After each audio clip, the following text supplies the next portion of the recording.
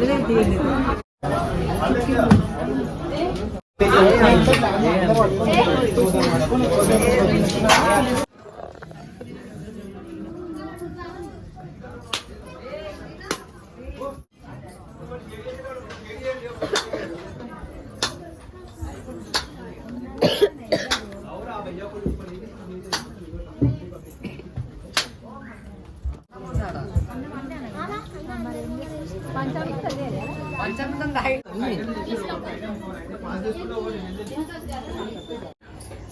Friends, మన పూజ అయితే దుర్గాదేవి దగ్గర 5వ రోజు పూజ అనేది కంప్లీట్ అయిపోయింది. ఇప్పుడు వచ్చినాము, ఇప్పుడు అయిపోయింది పూజ. పంతులు కొంచెం లేట్ వచ్చిండు.